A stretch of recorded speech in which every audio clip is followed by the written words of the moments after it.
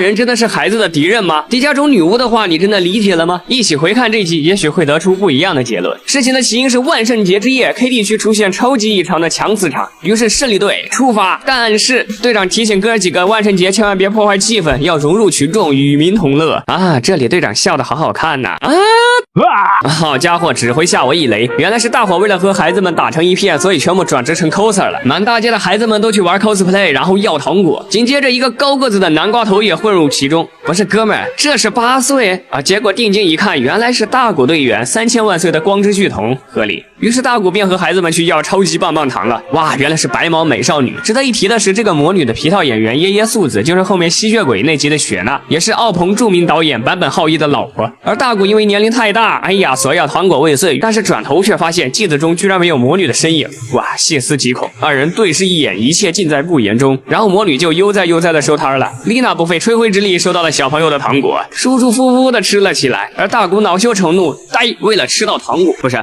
调查，一路猛追魔女。这个笑声还挺传神。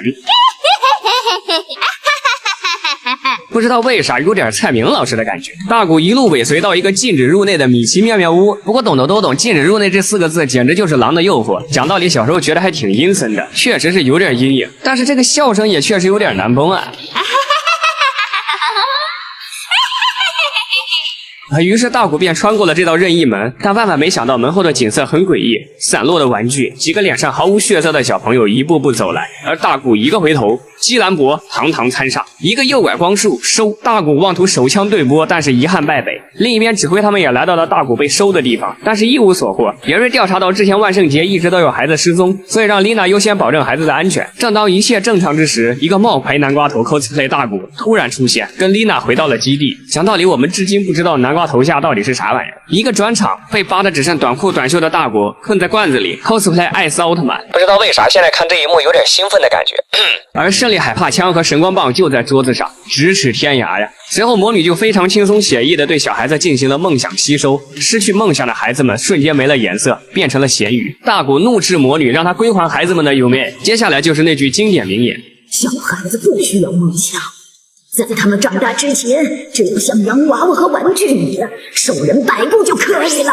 当被问到孩子们被弄到哪去时，老年魔里莎回答道：我把他们扔到梦想的坟墓去了。感觉魔女还挺有文化的。然后就放出了奇怪的气体，毒瘤大古在里面挣扎。果然，大批吃了糖果的孩子们开始不受控制，手拉手成群结队的送温暖。更要命的是，丽娜因为吃了糖，所以也中招了。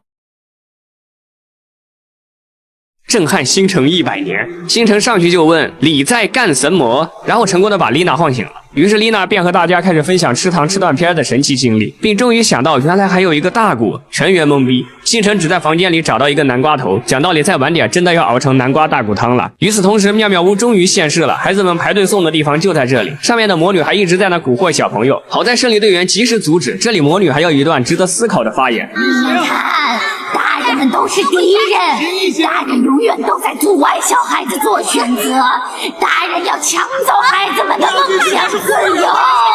神巧手星神 biu 一发直接给魔女走了下来，这一发子弹也间接救了差点被熬汤的大古，终于出舱了。讲道理，小时候一直喜欢模仿大古这个艰难爬行拿神光棒的动作，也不知道是为啥，总之就是很酷。不过那会儿我用的是空调遥控器啊。此外，这个也是之前第2集提到的道具水晶棒，不能开盒，主要是颜值高。而外面妙妙屋刚要溜溜球的时候，迪迦从地而生，一个奥特举瓜给屋子拔了出来，魔女恼羞成怒，现出武魂真身，基兰博再次登场。这个脸部中央的部分动态流转的设计真的很有魔法的味道，甚至二人对战的背景月亮还有个诡异的大笑脸，太细了。然后2位法师就开始了他们的近战梦想，而基兰博体术方面也不算是泛泛之辈，与复合型迪迦也算是有来有回，并没有出现什么一边倒的情况。而且因为是类人形怪兽，所以在武器方面非常有美感啊，尤其是这个90度下腰，我勒个豆啊，真的相当的抓眼。不过基兰博在玩够了之后幡然醒悟，对呀，我是个法师，然后一个卡位，直接瞬间移动躲过了迪迦的一记飞踢，这一下直接给迪迦整蒙圈了，直接化身大树的破坏者就不说了，主要是之前也没怎么遇到过这种超能系的强者，而基兰博也很好的运用了瞬移的能力戏耍迪迦，这段还有点小可爱捏。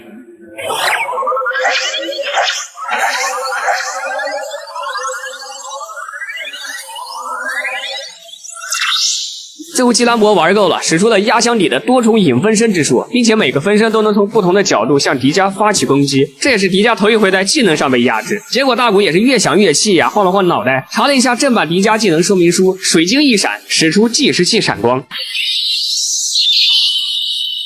由于光系克制超能系，所以效果显著，直接清除了所有分身。基兰博见状不妙，本来想尼根路打油，结果被迪迦一发乔德玛带光线直接锁定，并且配合塞佩利奥光线，直接给怪兽变成了美丽的极光。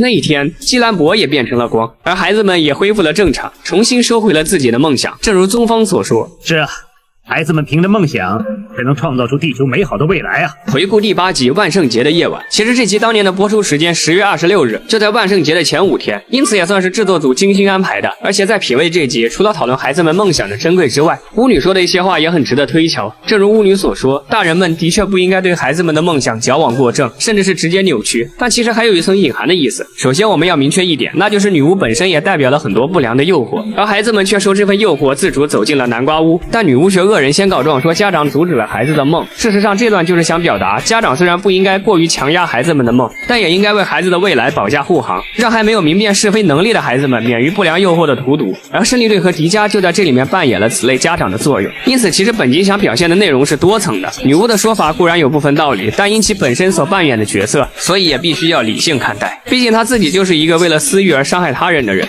承认孩子们的梦想，但也要为其未来保驾护航，摒除不良诱惑，让他们能够在一个相对健康安全的精神家园自由驰骋。或许这才是这集的终极意义。最后，这里是郭子的迪迦全集的回顾与思考，点赞关注，我们下集见大古的白月光，下期再见喽。